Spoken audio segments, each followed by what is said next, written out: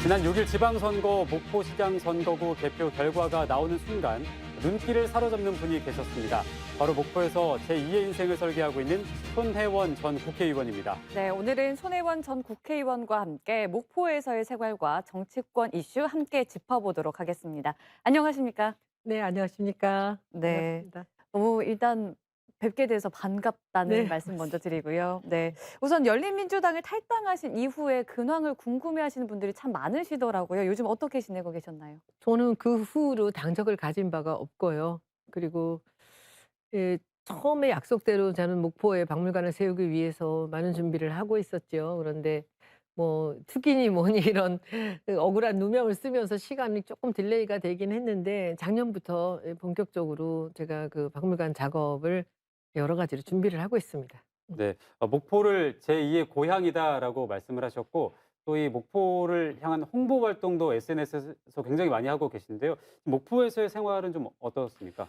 저는 서울에서 태어났고 명동에서 태어났고요. 네, 그리고 이 도시 밖을 나가 본 적이 없습니다. 그런데 2017년에 대선 준비할 때 저한테 맡겨진 역할이 전남 예총 분들을 만나라라는 게 이제 당의 지시였어요. 그래서 네. 처음으로 목포를 가 봤는데 가는 순간부터 목포가 그야말로 관광이나 이 관광객들에게 크게 어필할 수 있는 자원들이 너무 많다는 걸 보고 제가 놀랐고요.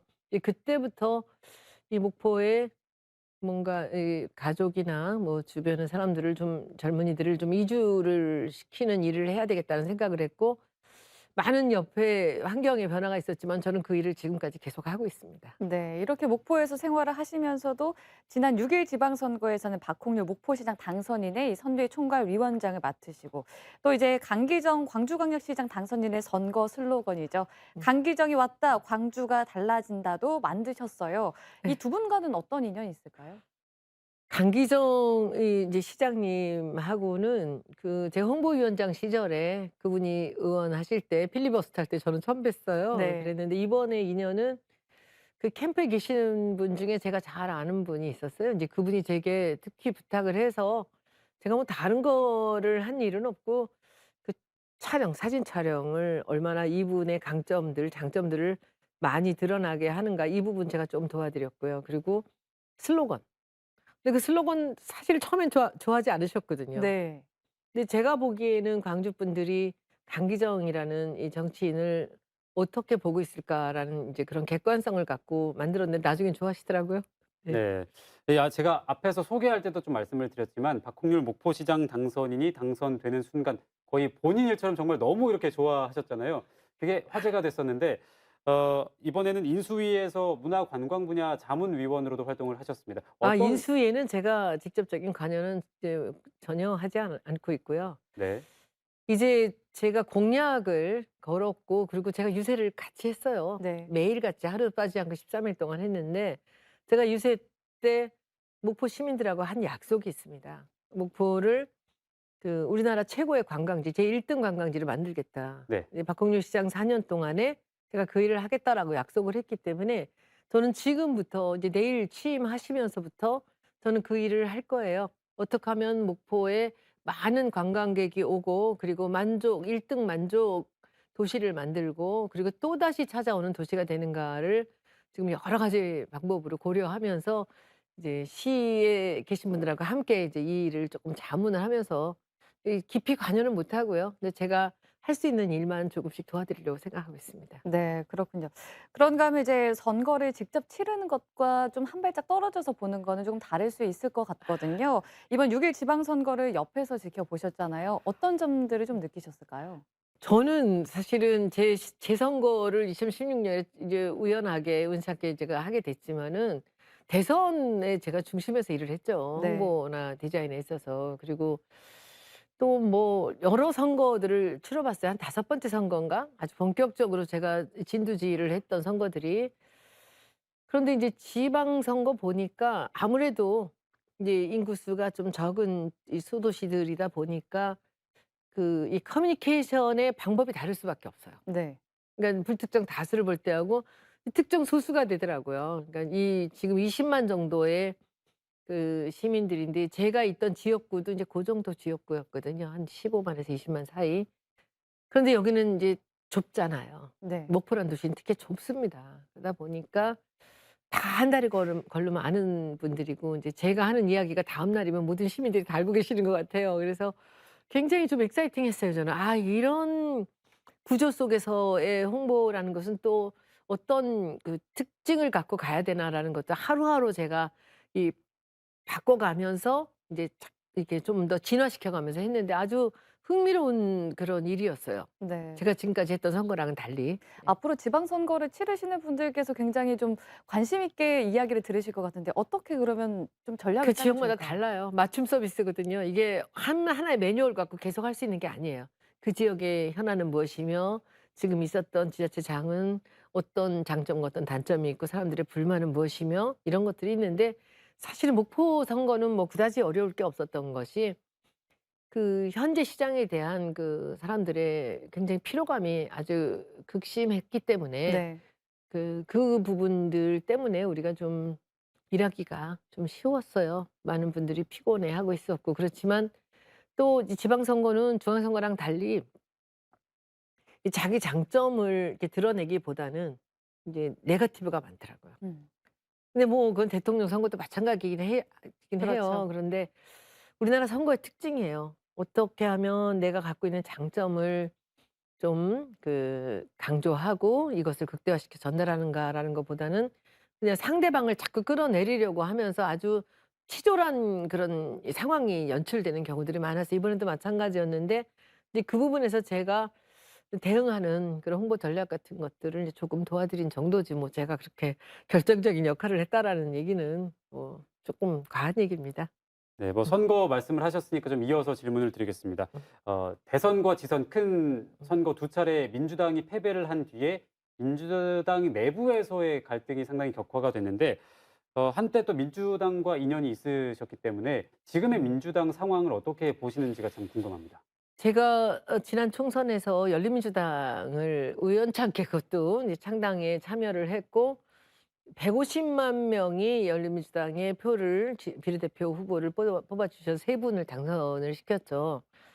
그런데 이제 이번에 아쉽게도 그 열린민주당이 대선을 앞두고 민주당과 합당을 하지 않았습니까? 네. 그때 민주당이 내세웠던 가장 큰 그들의 정체성이 뭐였냐면 두 가지가 있었는데 열린공천과 그리고 두 번째는 삼선 금지 조항입니다. 연임 금지 조항.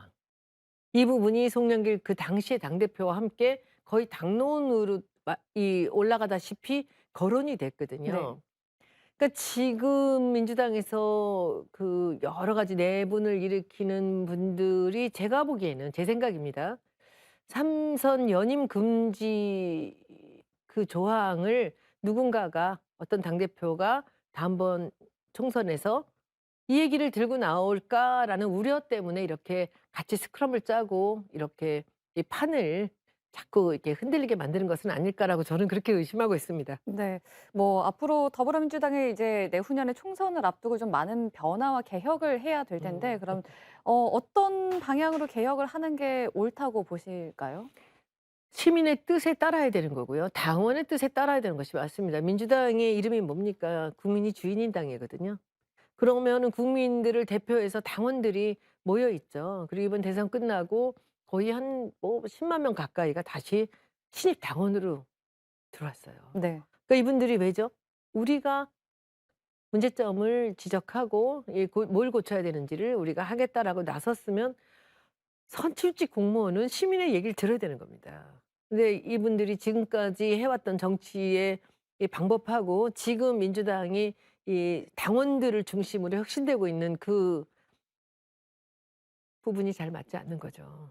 그러니까 지금까지 같이 하려고 하는데 이미 당원들은 모든 걸 알아버리고 말았어요. 네. 누가 당을 위하는 사람이고 누가 이 국민을 위해서 하는 것이고 누가 일을 잘하는 사람이고 그렇지 않은 사람은 누구인지를 다 가르는 방법을 이미 알게 된 거예요. 네. 그러다 보니까 저분들이 저렇게 다른 그 이야기로 다른 핑계로 지금 뭐 "누가 나가야 된다. 나가지 말아야 된다." 이런 얘기들을 이렇게 하고 있지만 그 뒤에 다른 뜻이 있지 않은가를 다들 감지하고 있고 의심하고 있다라는 것을 우리 민주당이 알아야 돼요. 근데 아직도 이 국민들은 바뀌고 당원들은 바뀌어가는데 그리고 당원들이 떠나는 게 아니라 결집했어요. 왜죠? 자기들 당이라는 거죠. 우리가 주인이라고 나왔는데 그것을 아주 좋은 쪽으로 그 에너지를 갖고 가야 되는 것이 당대표나 그리고 지금 지도부에 있는 국회의원들이 해야 되는 일이 그렇지 않거든요. 지난 지선에서도 그렇지 않았고요. 우리 전남에서 무소속이 7명 당선되지 않았습니까? 네. 그 과정에서 그 사람들이 왜 그렇게 됐는지를 본다면 이건 그냥 단면을 볼 수 있습니다. 그래서 저는 이 더불어민주당이 이번에 전당대회나 이쪽에서 당원들의 그 바램을 제대로 실현하지 못한다면 저는 이 민주당한테 미래가 없다고 생각합니다. 근데 그렇게 되지는 않을 것 같아요. 네. 당원들이 워낙 그 단단하게 이 뒷받침을 하고 있기 때문에 저는 그래도 희망이 있다고 생각합니다. 네. 지금 민주당 내부에서의 가장 뜨거운 쟁점은 이재명 의원의 당권 도전 여부가 아닐까 싶은데요. 음. 이 부분은 어떻게 보고 그 부분이 계시나요? 아까 제가 말씀드린 대로 이 삼선 연임 금지 그 조항입니다. 저는 그렇게 생각해요. 그리고 개혁을 할 거라는 것. 민주당 개혁의 첫 번째가 그거거든요. 험지로 나가라. 그렇게 안전한 곳에서 계속 다선 의원이 되는 것은 더 이상 안 네. 된다라고 하고 있는데 이제 그것을 이재명 이 의원은 당대표가 된다면 무조건 그걸 앞으로 내세울 거라고 생각하는 거죠. 그건 지금부터 있었던 얘기거든요. 지난번 대선 전에부터. 네. 그렇기 때문에 그게 이제 열린민주당과 합당을 할 때 열린민주당의 주장이었어요. 그리고 그것이 많은 사람들이 공감을 했던 것이죠. 삼선 이하는. 네. 그러다가 지금 이 상태로 가고 있는데 그렇지만 다선 의원들 중에서 불출마하신 분들 많이 계세요. 그런데 지금 이제 그 미련을 갖고 계신 분들이 아마도 지금 이런 일을 불안해하고 있지 않을까라는 이제 제 추측인데 이재명 그 의원의 당대표 도전에 관련되는 것도 그렇습니다. 애초에 이분이 이 지지층을 굉장히 두껍게 갖고 계시잖아요. 네. 그러니까 나가면 무조건 될 걸 아니까 다른 사람들이 함께 경쟁하는데 이제 자신이 없으니까 네. 처음부터 못 나가게 하려고 하는 거라고 우리 모두 같이 의심하고 있습니다. 네. 말씀하신 것처럼 사실 이런 논란이 선거가 끝난 이후에도 계속 이어지는 게 아무래도 이번 대선이 너무 박빙의 승부였기 때문에라는 이유도 있을 것 같다고 생각이 드는데요. 이 윤석열 정부가 출범한 지 이제 한 50여 일 정도가 지나지 않았습니까? 어떻게 보십니까? 좀 더 두고 봐야 되겠죠. 그리고 생각보다 이분이 실수도 많이 하고 그리고 또 여러 가지 좋지 않은 일들도 많이 생기면서 지금 이분을 찍지 않았던 분들이나 또 이분을 찍었던 분들도 갸우뚱하고 있는 그런 상황인데 이제 좀 더 두고 보면서 너무 그냥 일희일비하면서 서로 공격하고 하는 것보다는 저는 이것이 그 시간이 지나면서 점점 더 이분이 유능한 분인지 아닌지 그 이분의 그 대통령이 된 그 목적이 뭔지 이런 것들을 금방 알 수 있게 돼요. 네. 그러니까 우리가 조금 더 너무 흥분하지 말고 저는 지켜보면서 그냥 보고 있으면 꽃이 피고 낙엽이 지고 열매 맺고 하는 거 아니겠습니까? 그래서 저는 뭐 이렇게 서두르지 말고 너무 그 실제로 인제 우리 그 진보 쪽에 계신 분들은 그야말로 너무 많이 시리에 빠져 계시는데 제가 항상 위로합니다. "기다려 봅시다. 아직 긴 세월을 우리가 다시 5 년인데 살아야 되기 때문에 기다리면서 우리가 보면서 음 그때 가서 쪼끔 네. 더 인제 심도 깊게 뭔가 그 사람에 대해서 그 우리가 정말 공격을 하거나 우리가 참을 수 없는 일들이 점점 이제 쌓여가면서 그다음 우리가 의견을 피력하고 행동하면 되지 않을까라고 저는 생각하고 있습니다. 네. "조금 지켜보자."라고 말씀을 해 주셨지만 국민들은 좀 아닌 것 같습니다. 이 국정수행 평가가 부정평가가 긍정평가를 앞서는 이른바 데드크로스가 이제 발생을 그러니까 얼마 했습니다. 됐다고. 네. 이렇게 발생한 그래도 원인이 있을 것 같거든요. 어떤 게 가장 그 주요했다고 생각하세요? 정치인 선출직 정치인에 있어서 인기가 떨어지는 것은 자기 탓입니다. 100%. 다른 이유가 뭐가 있겠습니까? 언론이 그렇게 밀어주는데 지금 이렇게 지지율이 이제 이게 뒤로 이 데드크로스가 일어났다는 것은 그 사람 자기 탓이죠. 네. 이걸 누굴 언론 탓하겠습니까? 문재인 대통령 같이 억울할 때도 우리 마지막 순간까지도 그렇게 엄청난 지지율을 갖고 계셨는데 그래서 그냥 지켜보면 더 떨어지면 점점 더 이분이 어떻게 행동할까도 볼 수 있을 거 국민이 얼마나 두려운 존재인지도 본인이 느끼면 조금 더 나아지지 않을까. 아직 임기가 많이 남았는데 네. 좀 그것도 보자는 거죠. 더 떨어질 때. 그리고 지금 여러 가지 경제도 많이 어려워지고 그러기 때문에 뭐 떨어졌다고 지금 나가라고 할 수는 없는 거잖아요. 그렇죠. 그렇고 있습니다. 이제 또 김건희 여사에 대한 평가도 좀 부정적으로 여론이 좀 형성이 되고 있는데 조용한 내조가 잘 이루어지고 있다고 그분은 보시나요? 원래 처음부터 부정적이었잖아요. 음. 시작 전에부터. 근데 그분이 원래 자기가 그때 그랬잖아요. 학력 위조도 돋보이고 싶어서 그렇게 했다. 근데 지금 대통령 부인이 됐는데 돋보이고 싶지 않겠습니까? 그 돋보이고 싶은 여러 가지 행보가 있지만 이제 그분 같은 경우에는 우리가 그 이력이나 그 사람의 커리어를 잘 알 수 없는 상황에서 저분의 실력이 드러날 거라고 저는 봐요. 옷만 갈아입고 다니는 게 아니라 뭔가 저 사람이 영부인으로서의 어떤 자기가 해야 될 일들을 제대로 하는가, 그냥 얼굴 비치고 사진 나오고 하는 이런 게 아니라 그야말로 저는 김건희 여사야말로 금방 나타날 거라고 생각해요, 저는. 네.